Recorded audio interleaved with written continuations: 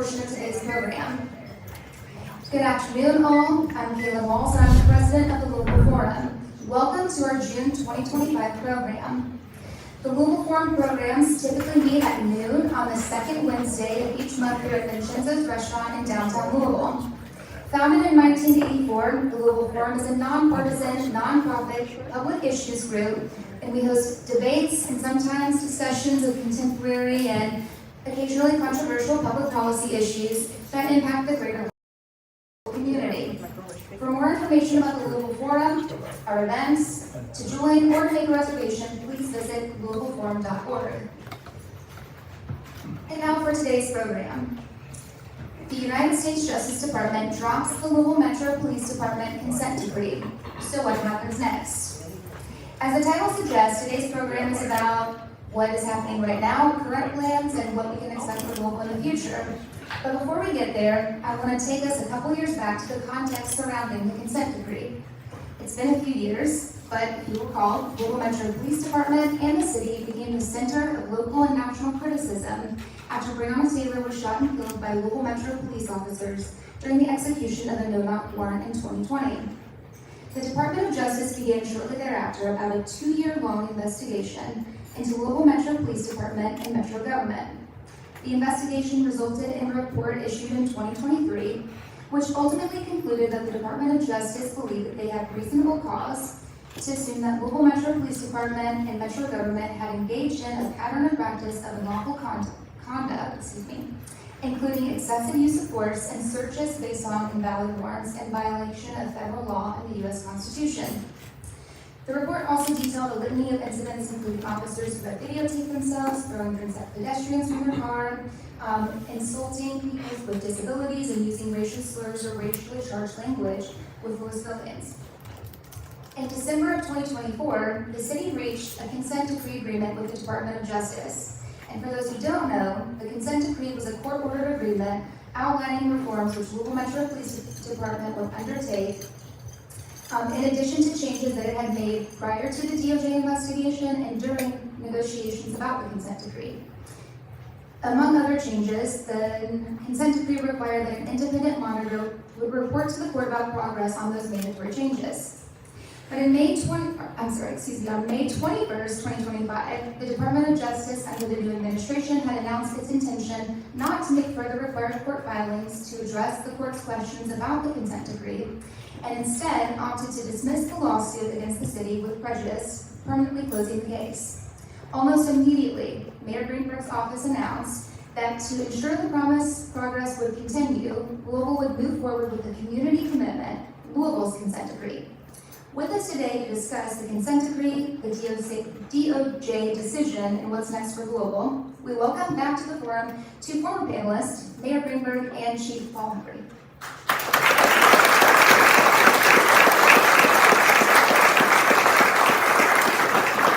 And though neither of them really need an introduction, Mayor Greenberg is a proud graduate of Jefferson County Public Schools, the University of Michigan, and Harvard Law School. He was an attorney before helping launch and lead 21C Museum Hotels, and in January 2023, he took office as the mayor of Louisville Metro. A proud Louisvillian, Mayor Greenberg has been married to his wife Rachel for over 25 years, and they have 2 sons, Daniel and Benjamin. Welcome back to the forum.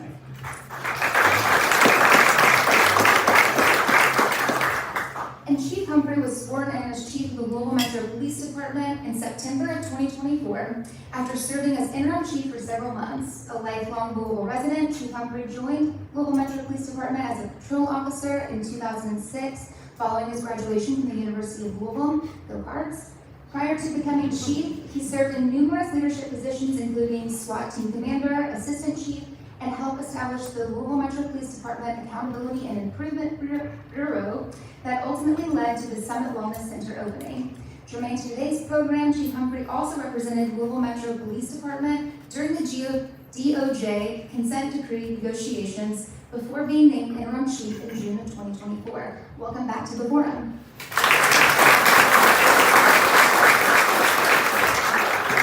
Mentioned previously, before we start with the audience questions today, I want to give a few moments to give both the mayor and the chief some time to address today's topic and give us a few opening remarks. So, Chief Humphrey, I'll start with you. Yeah, so I'll talk kind of a larger, bigger picture than just a DOJ investigation, and talk about the culture that we're creating at Louisville Metro Police, a culture that's dedicated to improvement and looking forward. We are educated by our past, we're not handcuffed by our past, and so we take the lessons that are in that DOJ report, and we are trying to build a culture that learns from those lessons and is constantly looking for ways to improve. And one of the things that we've done recently that's completely separate from any of that type of stuff, but is really about who we are, is we took another look at our mission statement recently. The mission statement of Louisville Metro Police was a little bit long, something that no one really remembered. It was developed back pre-merger and hasn't really been incorporated into the fabric of who we are. And I think it's very important that the officers, the men and women, sworn and civilian, buy into and have ownership of who we are and the mission statement. And so it hasn't even made it into policy yet. We just announced this to the department in the last couple of days. So I will let you all know what the new mission statement of Louisville Metro Police is. It is the mission of the Louisville Metro Police Department to enhance the safety and the quality of life for all people by enforcing the law, preserving peace, while holding ourselves to the highest ethical standards. To me, that is extremely important, and it encapsulates everything that we are about. We're about taking care of people and keeping people safe and doing it the right way. And so that is our mission, is to keep moving forward and looking to the future of how we can do this job better each day. Thanks, Chief. Just to add a little bit on what the Chief said is, as we move forward here, both the Chief and I and our teams are very forward-looking. We're thinking about the future. We've been informed by the past and are looking forward to how the future is going to be brighter and better for everyone in Louisville, and most importantly, safety. So when we focus on public safety, we're looking at this as a comprehensive effort. It's not just about police department reforms and improvements. It's also about continuing the progress that under Chief Humphrey's leadership we're making in reducing violent crime. For those of you who don't know, year to date this year in Louisville, shootings and homicides are down 30% just over last year. That is tremendous progress. That said, we have a big way to still go. We have to continue doing and double down and move faster and continue in this direction to bring that number down even further. At the same time, we want to make sure that the police who are working so incredibly hard every day to prevent that violent crime from even happening and then responding when it does, are also holding themselves accountable. And that's what the Chief is committed to. You just heard it in the mission statement, and that's what all of our efforts with community commitment are all about. One other thing that we have done is we're creating a process of creating a new community safety commission. This is going to be an organization which has representatives from different parts of the judicial system. It's going to have a representative from one of each of eight LMPD divisions, so the entire city, the entire county is represented geographically, and we'll also have representatives from different community organizations that have been involved in the criminal justice area, broadly defined, to help provide continuous input to the Chief, to me, to our teams as we move forward, working to improve public safety, and at the same time, working to improve the relations between the police department and the entire community. So if you all know anyone that's interested, you have until, I believe it's next Monday, is that right, Nick? Okay, you got almost a week left to apply until next Monday. You can find out more on louisvilleky.gov/safe-Louisville about how to apply. We really want people from all over the city, all different backgrounds, to apply to be on that commission.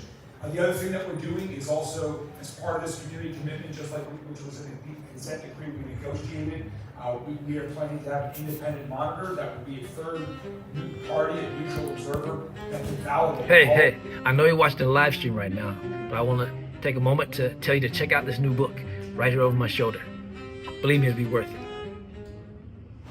Before a Department of Justice consent decree was even finalized, which it never got, before we had the Community Safety Commission, we have not been waiting. We have been taking action. We're committed to that continued action. And we believe having an independent monitor validate that continuous improvement will be healthy to the community. So there are also 2 upcoming events for community feedback on that selection process. One is tonight at the Republic Bank YMCA at 18th and Broadway from 6 to 7:30. The second listening session is on Saturday, June 28th at the Newburgh Community Center from 10 to 11:30. So if you're interested in any of that, please join as well. And we look forward to discussing everything on your mind here today. Thanks for having us.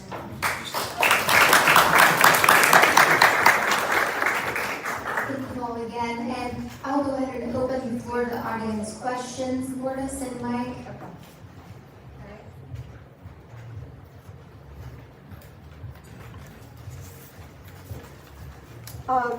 We're going to combine some questions that are phrased in the same way, but one of them is how is what's happening, the so-called street takeovers in the Highlands, how is that being addressed differently from other mass gathering of people / protests? Yeah, so the question being about street takeovers versus protests and that type of thing. Well, the behavior is completely different, and when we're talking about people exercising their First Amendment rights, it is our duty and it's our responsibility to make sure that people can safely express their First Amendment rights versus creating safety and danger issues for the public. So our approach to those two different situations are based on the behavior of the people involved. And so when people don't make any issues that are a threat to public safety, we leave it alone, and if they do, then we'll intervene. We're also, as it relates to the Bardstown Road corridor, in addition to what LMPD is doing with respect to protecting people and protecting property along that corridor, we're also looking at long-term solutions. And so I know we've got several council members here today, Councilwoman Purvis, Councilman Herndon, Councilman Biaggiatini. We're looking to get together with them and their colleagues to look at some long-term solutions, maybe in that area. We want balance. We want the Highlands, we want other neighborhoods to have great balance. To be great places to live, great places to shop, great places to enjoy yourself at a restaurant or a bar, nightclub. There are neighborhoods that can thrive. The balance is important.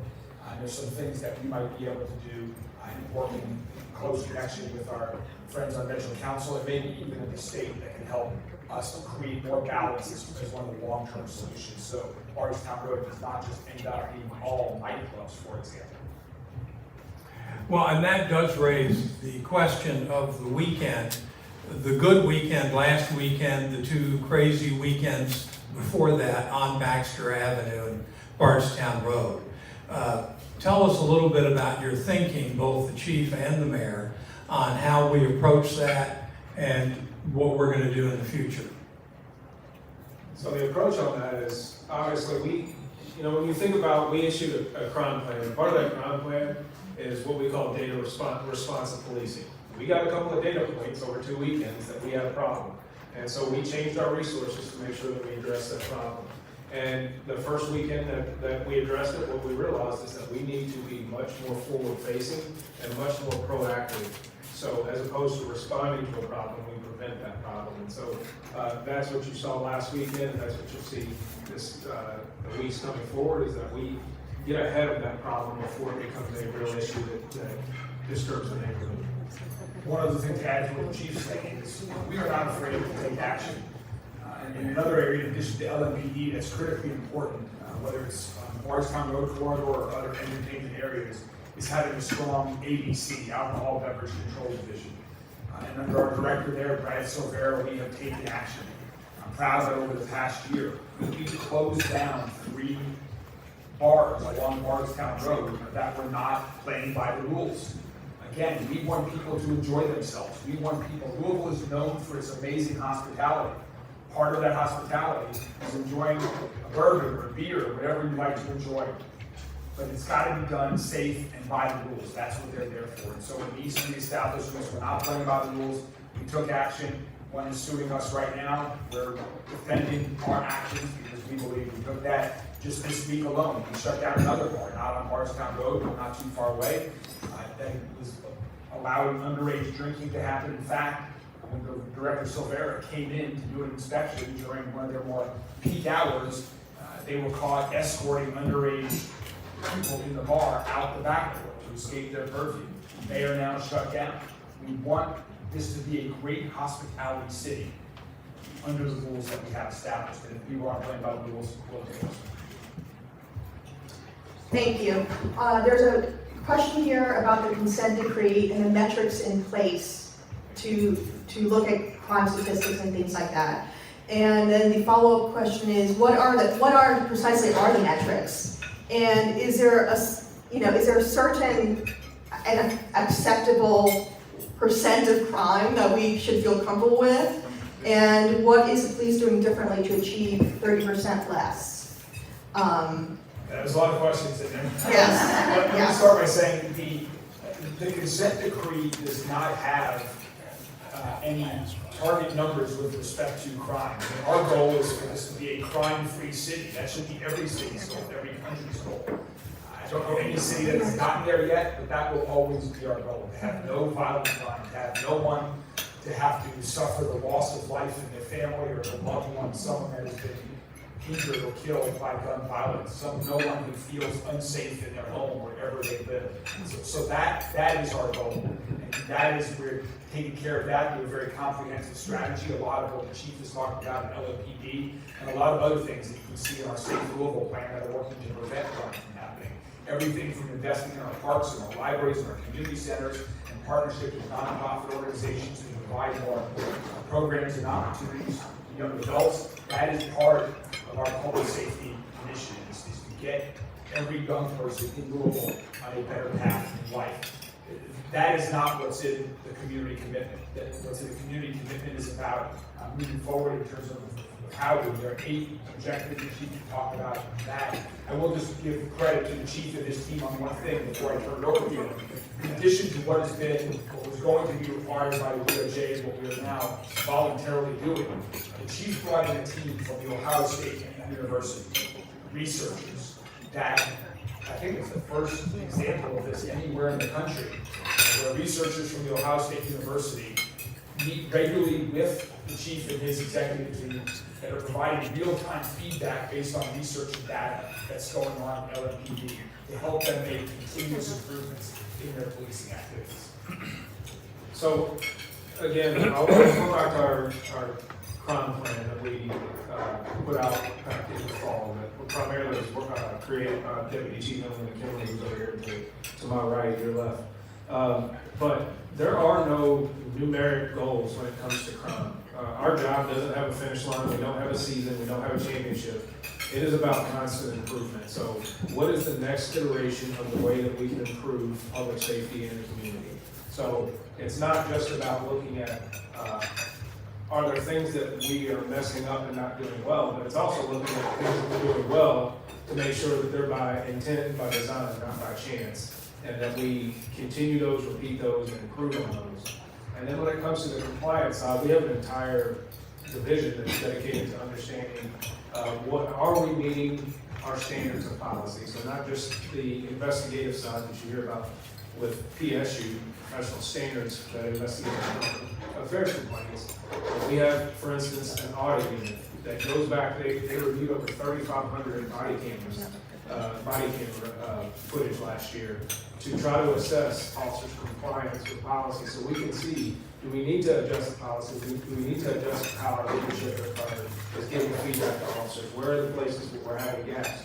And then to the mayor's point, what we're working with Ohio State on is, are the reform, quote unquote, reform efforts that we're putting in place, are they having a positive, negative, or neutral effect on our ability to combat crime? So, trying to take this as a holistic approach that really doesn't have a finish line. I also want to add 3 other areas that I think are contributing to some of this positive progress that you're seeing in all 3 of these areas. I do want to thank my friends on the Metro Council that are here today and their colleagues, because they also supported all 3 of these initiatives.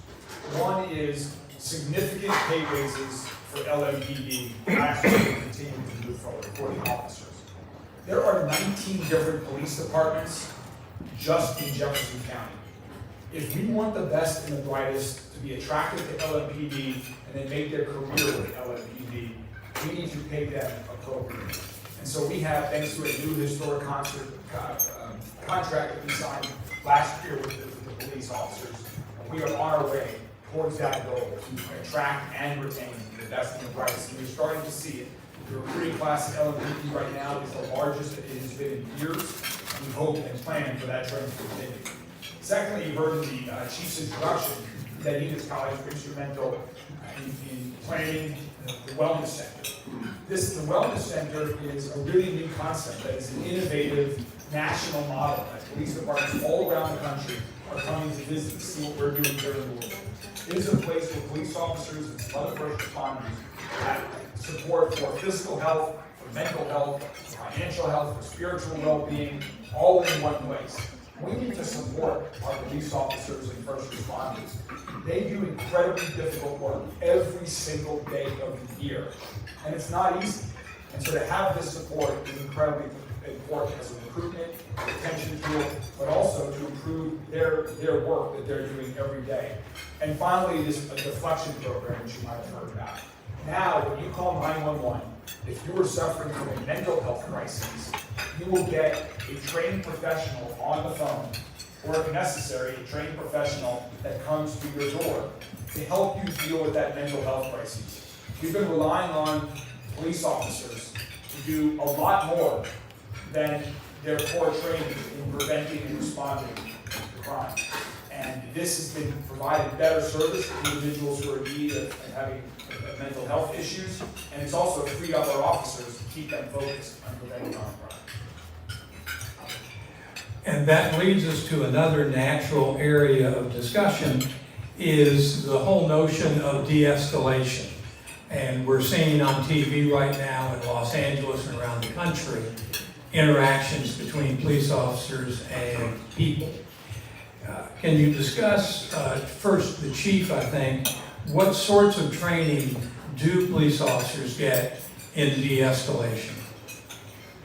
So this is a good question, because I think de-escalation is one of those words that we all toss around and we all have a different meaning for what it is. Think about de-escalation as a desired outcome. De-escalation is not a thing. We can't do de-escalation to you, we can't take it from you, we can't put it on you. It requires your cooperation at some point. So what tools, tactics, techniques, whether that's physical, positioning, verbal, all of those things, what are those things that we can do to increase the likelihood of an outcome that is best for all of us? And so when you think about de-escalation, one of the things that we instituted was a training called ICAT, Integrating Communications, Assessment, and Tactics. And that is from the Police Executive Research Forum, a national training. And a study was done on our usage of that training and saw that use of force, officer injuries, suspect injuries all went down by over 20% after that. So understand that de-escalation comes in many forms, but it is the outcome. It is not the thing that we do. We use all of our tools and tactics and knowledge and experience to reach that outcome. Thank you so much. I have questions here about, have you taken any lessons learned from other cities of approach to similar situations? For example, New Orleans was under a consent decree for over a decade, and it didn't, there was a lot of negative feedback about the consent decree. And then finally, is the federal government assisting in any way? So what was the second part? Is the federal government, how is the federal government assisting in this process? Okay, so as far as the learnings, we spent a ton of time going to other cities, building relationships in other cities, not just consent decree cities, a lot of consent decree cities, so between New Orleans, Baltimore, LA, several other places, Albuquerque, Seattle, we've kind of been all over the country and built those relationships. And what we tried to do, this is why when we talk about we didn't wait, we went to a lot of those cities and said, all right, what has been effective for you, what has not been effective, and let's not only figure out what will work here, let's make a better version of it. And then on top of that, let's use that knowledge when we go into negotiations for the consent decree to say, look, you're asking us to do item A, but it's shown to be problematic in these other cities, or vice versa. We come up with our own ideas and plan that actually fits Louisville, as opposed to just recycling the same thing, which obviously is a huge complaint about consent decrees, is that it's a template that they just lay over every city the same, and every city does not have the same issues, does not have the same culture, does not have the same opportunities. And so we wanted to make sure we learn those lessons from other places. And one other thing there, one of the lessons learned was that there are some cities that were under consent decrees for over a decade, spending tens, 20, $30 million on compliance costs. We wanted to really focus on an exit path so that here in Louisville, with the limited resources that we have in our city budget, we can focus those on our first responders, on public safety, on LMPD, on police, on EMS, and not on some third-party consultants from out in the state. And so we believe, based on the progress that LMPD had already made, we can achieve these goals in a quicker period of time than other cities. And we still believe that will happen, and we're showing that every day. And the federal government's support? The federal government is, as soon as the judge has not yet ruled on the Department of Justice motion to dismiss, but as soon as the judge does rule, and if he rules as expected to dismiss the case, the federal government will have no involvement in this moving forward. That brings up the question we've gotten from a couple of folks about the involvement of the council in the going forward, in modeling both the people, one suggestion of a people's consent decree. Are you all taking that into account? There is an ordinance that is, or a resolution, I should say, there's a resolution that I believe is coming before the Metro Council on Thursday night. As my reading of the current draft, it may be amended. The Metro Council members here can respond to this better than me. The latest draft that I saw, my understanding, my reading of that is that everything that's called for in that resolution are things that we either are already doing or have already done. We will continue to do that as well. So we have been working closely with colleagues on Metro Council, informing them every step of the way. We will continue to, and so we are going to continue to move forward. But there is nothing inconsistent with the latest draft of the resolution that I saw that's in front of council tomorrow night and anything that we are doing. Thank you. Can I chime in on Of that? course. Just to give some perspective, the community commitment, I believe, is a 214-page document that touches just about every part of the agency. So just to put that in perspective about how comprehensive of a plan that we have going forward. This is a question for Chief Humphrey. Would you please describe the process through which you review uses of force by LMPD, and how is it different from the past? So in the past, effectively, use of force reports were completed by a sergeant and went up through the chain of command to be completed and entered into our internal affairs tracking system.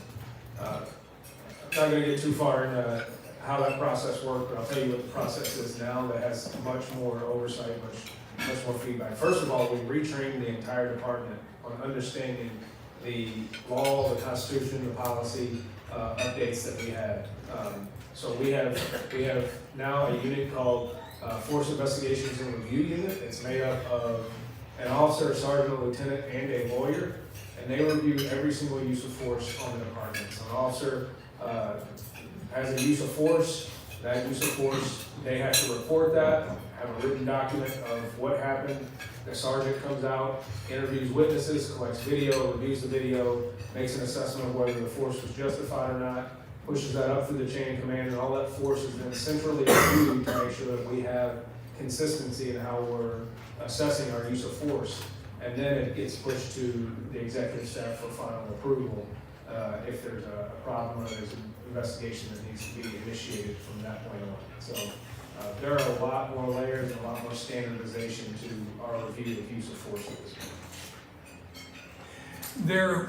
The process seemed to have begun a long time ago for the consent decree. Did it take a long time? How does that compare with how long it could have taken or has taken in other jurisdictions? I'm incredibly glad you asked that question, because there are a lot of people that think that our administration, that LMPD was the reason for the delay. Then Attorney General Merrick Garland came to Louisville March something of 2023. We offered to provide a first draft of a consent decree that day to the United States Department of Justice. They insisted that they would provide us with the first draft. Notwithstanding our weekly requests of where that draft was coming, we got the first draft of the consent decree 11 and a half months later. So we waited basically a year to see a first draft of the consent decree after Attorney General Garland came to our city. And I can assure you that from the second we got that draft, and Megan Metcalf, who's the Deputy General Counsel, Chief Humphrey, Deputy Chief McKinley, and about a dozen other people in the County Attorney's Office, in my office, in LMPD, worked day and night with getting this done as their primary focus. So, Louisville Metro government was not the reason why this took time. And we were very clear. I was very clear with the Deputy United States, Deputy Attorney General at the time. Chief was very clear, Megan, everyone was very clear on what our goals were, which we've all talked about here today. There was very little disagreement on what the objectives were, what the outcomes were, and what the strategies to get there were. But we wanted it to be very clear that if we entered into this agreement, how do you get out? How much do we have to pay to out-of-town monitors? And what is that exit ramp? And there should be a time on this where we have the ability to revisit so that we can prove the progress to the community, to the federal government, to the judge, to everyone, that we were confident we were going to make. Those guiding principles never changed. Eventually, we got there, but that was the reason for the delay. And if I can add a little bit more perspective to this, I firmly believe in the role that the Civil Rights Division of the Department of Justice should fulfill. That being said, there are a lot of frustrations nationally that I think have been talked about endlessly in how that goes. And from the very beginning of the initiation of the investigation, even prior to this matter being in place, we said to the Department of Justice, who is getting this right and what can we do differently? We will go anywhere. We are willing to spend the money, we are willing to spend the time, we are willing to put in the work. You tell us who's getting it right, and they couldn't even tell us that. At any point, we said, we are not waiting for this. We are in the process of changing, and they were more concerned with protecting a case than they were with improving the police department in Louisville, Kentucky. And that's a problem. And the bureaucracy of the process, when you look at the consent decree in Baltimore, it starts off as just to change a policy related to the consent decree, was a 3 to 6 month process of all of these different steps that had to be done just to implement a simple policy change. That's not okay. We are talking about, we want to improve this city right now. Not a year from now, not 6 months from now, not 10 years from now. And so there are a lot of things that could be improved about that process, but believe me, we are not the ones that held that process up. We were pushing for that to move forward, and when he came into office, it was even more of a push to move it forward even more quickly. So it was very frustrating to exist in that circumstance where we wanted to push things and we couldn't. And I'll just add, if we were using delay as a negotiating tactic, we would not have voluntarily signed the community commitment within hours of the Department of Justice announcing they were dropping the case. It would have been a very different response. We would have just said, okay, they're out, that's in the past, no more. So that's clearly not what happened. Is there any data that shows the status of community relations between LMPD and neighborhoods of Louisville? And what paths are you doing in order to improve those relations? That's one area, Chief, that I just want to compliment you and your entire team on. The outreach that LMPD is making to interact with members all over the entire community is very significant. A renewed focus on something called the Police Activity League, where there are police officers that are interacting with kids, and whether it's running at Iroquois Park, or basketball leagues in Portland, or every neighborhood in between, is creating real relationships from people on LMPD and members of the community at an early age with kids to help build that trusting relationship, to going to places where you would not expect to see police officers again, just to meet people where you are. The days of having come meet your officer event, we still do some of that, but you get the same 12 people that show up at every one of those events versus proactively going into the community where people are for a reason totally unrelated to meeting LMPD officers. You then have more natural conversations, you can develop real relationships, and that's one of the ways that I think things are really starting to improve. And a couple of things, we partner with a company called Zen City to conduct routine surveys, so we keep a track of sentiment in the community on what's important to them and how they're feeling about their police department. And then separately, I'll kind of echo what the mayor said. I know that there is a gap. We've had this conversation several times, particularly in the last month or so. I feel like we're doing a pretty good job of getting information out about the way this department operates and what we're doing. We're trying to be transparent. I think you've seen much more information come out about the operations of LMPD than you ever have. And I would argue you probably get more information about LMPD than any other agency in the department, in the country. That being said, I still know that there is a gap. I love talking about this department. I love talking about the men and women that work here and what we do. So I am more than open to ideas about how we can do that and reach audiences better. It's great that the people that follow our Facebook page hear what we have to say. It's great that those same 12 people show up to the same town halls over and over again. But there are the average working people, the people in this room that we need an opportunity to get to. So I'm open to your ideas about how to reach that set of people that we don't always have the opportunity to get in front of. A couple more things on that note also. One is, we know that the community has been asking for transparency. And I have a weekly press conference, the chief has a bi-weekly press conference. I guess that's the first time ever that we do both. Any members of the media, every week they can ask me a question, at least one time, and there are many other times I interact with the media. Every other week, we're willing to answer any questions from members of the media every week and making ourselves available. We've had a new policy, so when if there's an officer-involved shooting, we now release that footage within 10 days when that occurs. And also a new approach to recruiting. Part of changing the culture of any organization, this is not an LMPD thing, this is an any organization thing, is who do you recruit and who makes up that organization. And so the new efforts that LMPD is taking now to have a police force that represents the community it serves, that better represents, is one thing that we have really been emphasizing and it's starting to work. And just following up on this theme, so I know, Mayor, you talked a lot about some of the proactive measures that Metro government was using to get into the community and efforts to reduce crime and engage. And a few months ago, we had with us, the program discussion was about neighborhood and community efforts to reduce violence in Louisville. And we had with us Joshua Community Connectors, No More Red Dots, and I was hoping that maybe one or both of you could talk a little bit about some of those organizations that couple both the proactive measures as well as some of the response work with their neighborhood community organizations. So, big picture, so when you think about crime, we are an enforcement end, we have some prevention role, but really when you talk about root causes of crime, we don't do that. We're not gonna raise your kids for you. That's not what the police do. If we have to raise your kids, there's already a problem. And so when we talk, again, I'll refer back to our crime plan. The third front of our crime plan is sustained focus improvement. So that really is about how we change neighborhoods. So we've looked at the data of the 5 census tracts that are the biggest opportunity for improvement.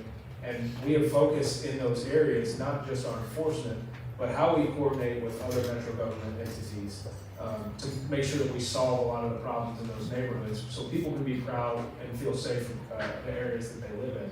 And so what has happened is you see things like street lights being fixed, graffiti being cleaned up, houses being boarded at a pace that has never been done before in these areas.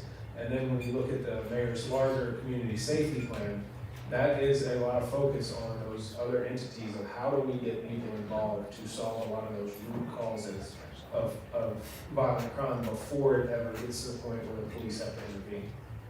And so some of those organizations, for example, Joshua Community Connection, in the prevention areas the chief was talking about, that there's a lot that we're working out with individuals who have been identified at most risk of committing a crime or being a victim of a crime.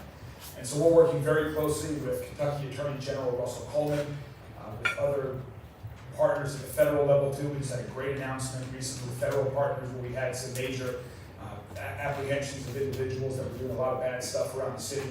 But we also work with nonprofit organizations. So if you take Ken Moore, Joshua Community Connectors, for example, they're individuals who might be involved in a gang here in Louisville that are looking for a way out. And their best way out is to move somewhere else where they might have family or friends or a support system that can help get them on a better path in life. So working with Kim and Joshua Community Connectors has been one area that we've been able to work with that. But there are a lot of great nonprofit partners that we work with. I mentioned Rose Smith with the ACE Project, who we work closely with. Her son was killed in a tragic act of gun violence. She created an organization in his memory, and just last weekend we were working together on reducing gun violence in our community. So there are a lot of great organizations that we're working on. Would you please speak about the recruitment process and if applicant numbers have changed at all with this new recruitment process, and how many more officers are needed? So our overall applicants are up, I think about 14%, minority applications are up. This next recruit class, we can hire up to 43 classes of 48 recruits a year. That's kind of our capacity. And we have had classes as low as 9, which is just, it doesn't even meet replacement rate of normal retirements. And so this next class that'll start next week will be 34, I believe, which is the highest number we've had in about 3 years, which is outstanding. It is still not where it needs to be. So we are going to continue to recruit. The process is lengthy. It is a strenuous process to get through. And so, but it's that way for a reason, is because we do want to screen out people that aren't fit for this job. But I think we're also at the point where we have to, simple things like we allow facial hair down, which we never would have done years ago because it wasn't considered professional. And I don't like changing the policy to accept it because I can't grow it here. But things like that, we have to get out of this thought of you have to fit a certain mold to be a police officer, because you'll not only cut down your pool, but you'll just repeat all of the same people that are there. We have great people here, but we need more people, we need more ideas, we need more perspective. So our tattoo policy has changed. You couldn't have visible tattoos.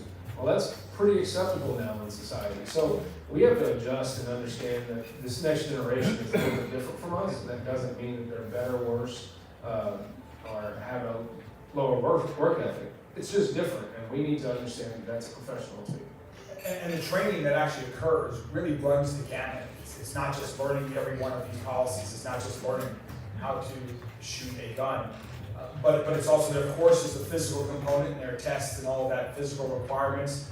There's also simulation training that LMPD has, simulator experiences, which are really interesting and unique. As I've tried it, you put yourself in a situation that law enforcement is dealing with every day. There are also some new things that LMPD has done over the years. For example, in recent years, LMPD recruits have taken a 24 or 48-hour trip to Washington, D.C. They see the nation's capital, many of whom have never seen that before. They visit the Holocaust Museum, where they have a special program there for them. They visit the African American History Museum, where again, there's a special program knowing that they're recruits in a police academy. So lots of different areas to really have well-rounded individuals that are serving our community in this important role.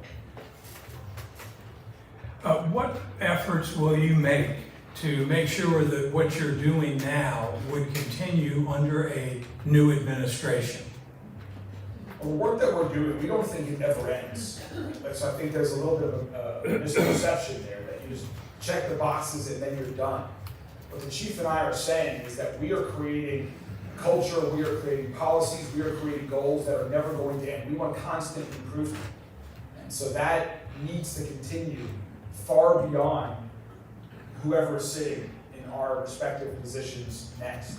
That's what this community demands, that's what this community deserves, and we're trying to ensure that we create organizations where this continuous improvement is the norm. Trying to create that LMPD, and candidly trying to do that in every organization of Louisville Metro government. There are far too many parts of the government that we're not focused on continuous improvements, and that's part of the culture change that I'm trying to lead right now internally in Louisville Metro government. So, and there's kind of two parts to solve that problem. So I think we've all been in situations where we made changes in an organization or wherever we were, and we thought it was changes for the better, and then as soon as we walk away, we see backsliding. But part of that is you have to create systems, you have to create cultures, right? So you have to have systems that are in place, that are functioning, so they issue spot when things aren't going well. The other thing that they do is that when you have individual poor performers as supervisors or whatever, it fills the gaps that the personality or the work ethic doesn't fill. So you maintain that baseline through your systems. And your culture is where you drive improvement. So this might be what I consider the perfect police department the day that I walk away. If it looks exactly the same 5 years later, then I didn't do a very good job of creating a culture that was constantly looking for ways to improve. So creating that culture and creating the systems simultaneously is how we make sure that there is no backsliding and it's constantly improving even after we're done. There has been an uptick of articles in TV news about juvenile crime. And the question is there a shift in strategic focus over the summer with, keeping those instances in mind with Algonquin Park, or, there was a council member who spoke about it as well? So I want to clarify a difference between what is and how we feel. The juvenile crime rate is about the exact same as it has been as it was last year. So juvenile crime actually is not up relatively, but that doesn't mean that we don't feel it. We feel the impact of crimes involving juveniles in a different way, and so we do have to wrap ourselves around that and figure that problem out. And for us, a lot of that is enforcement, a lot of that is presence, a lot of that is going out and intervening on those things before they become an issue. Which you've seen around the country, or what you've seen in the past year, is a lack of proactive engagement by police departments and by police officers, not just in the enforcement realm, but in the contacting people and being very visible in what we do. And so that is what we are pushing, is for officers to be out there, be very visible, and let's interrupt that cycle, and let's get to those young people before they commit that crime that they can't undo. And there are, in that area, just to add to what the chief said, right now there was a juvenile correctional facility in downtown Louisville that was closed before I became mayor. The state now has that under their purview, and we have been rapidly encouraging the state to complete the work that's necessary to get that facility reopened. That will be helpful, and so we're going to continue to work with the state to make sure that happens. And also JCPS, having a strong relationship with them is important. They're one of the 19 police departments, but in addition to that, just knowing what's going on in school, the stronger our educational system gets, we should see crime go down as a result of that. Sharing information. I just met with the soon-to-be new superintendent of JCPS yesterday, and that was one of the areas that we talked about, is we need to make sure we continue to work very closely together because JCPS can play a role in our public safety solutions. How active is the Citizens Police Academy? So our Citizens Police Academy has really had a revitalization. We have Minerva Varola has taken over that project, and it's absolutely amazing. She's actually created several other academies, especially academies for college students, for immigrant academies. And so that is an outstanding program, and I would encourage, if you are interested in understanding how the police department functions, to look into that. And it's a great opportunity for us to educate community members about how the police department operates. And we've actually had a few recruits come out of those programs where they were interested in college and applying to the police department after. Can you tell us a little bit more about that program, what it looks like, how long it is? I'm happy to get specifics because they're different for each program that she has running, but usually it's somewhere between 7 and 10 weeks. And there will be meetings with different units and exposure to the chief's office, homicide unit, all this stuff. We do ride-alongs, and so she really goes through the gamut of showing people how the police department functions and what role we play in the criminal justice system. With the different partnerships that LMPD has, for example, the Home Rule City Police Departments, OSHN, Public Safety Commission, et cetera, what is your approach to understanding which strategies, investments are having the most beneficial impact on Louisville? Could you repeat the tail end of that question again? Yes. Working with the different partners that you have, Home Rule, City Departments, OSHN, Public Safety Commission, all the different groups state groups that you have and local groups that you have. What strategies do you use and investments are having the most beneficial impact on Louisville and LMPD? So, we right now are, all of the strategies, there's a lot of partnership strategies in our Safe Louisville plan, in the Chief's plan, and you're seeing that come to fruition. I mentioned our close work with Kentucky Attorney General Russell Coleman. I mentioned our partnerships with federal agencies, the DEA, the ATF, that have been very helpful and some very significant law enforcement work here that started with LMPD.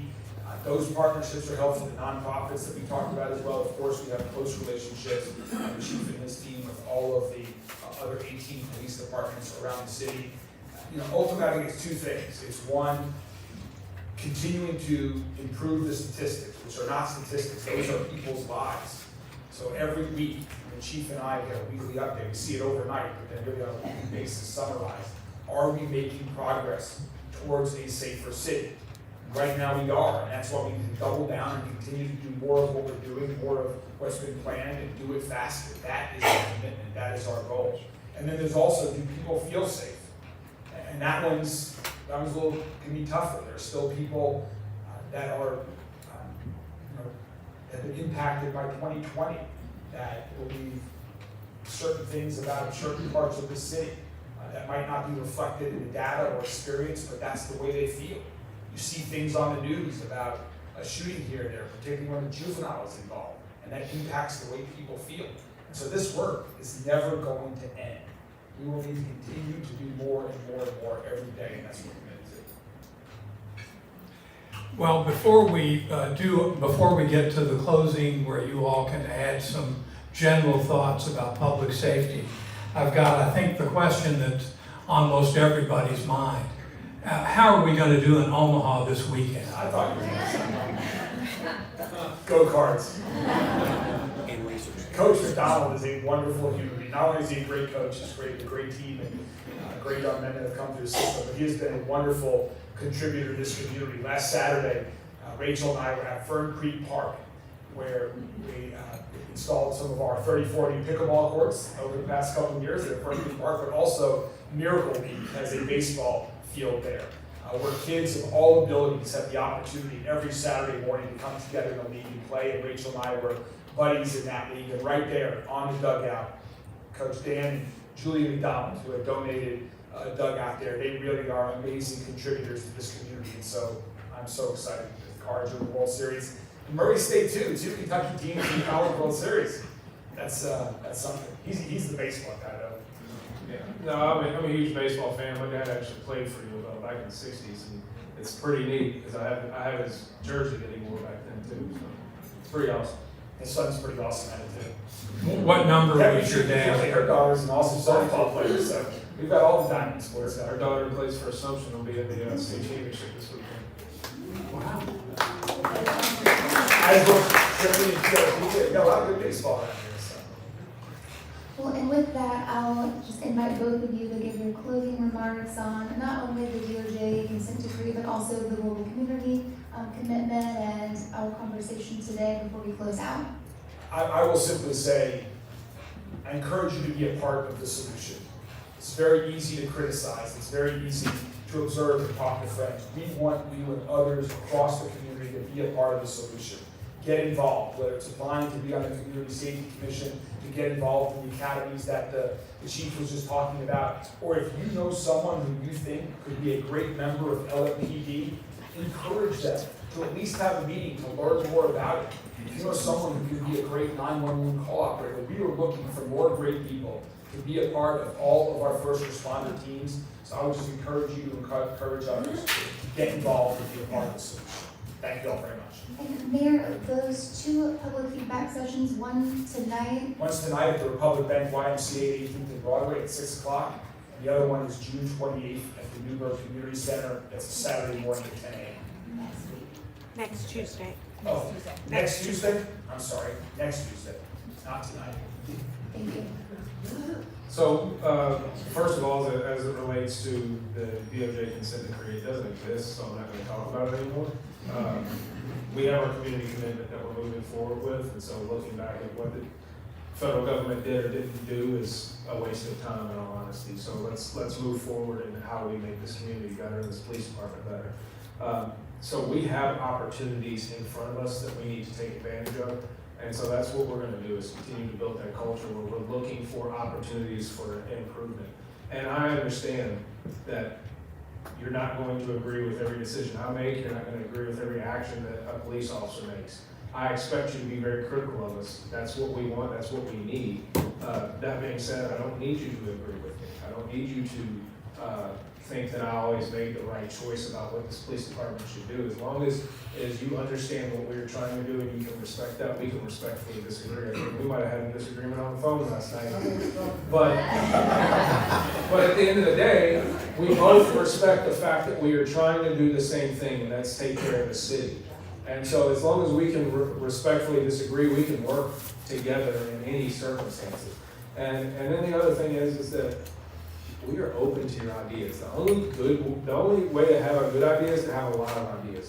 So we are open to your ideas. We want your feedback. We want ideas about how we can do this better. Understanding that we're going to do things that don't work, and understanding that we're going to take some of your ideas that don't work. It doesn't matter. As long as we are moving in the right direction, we are good to go. And so we are more than happy to hear your feedback, and thank you for your time. Yeah, thank you, Stephen.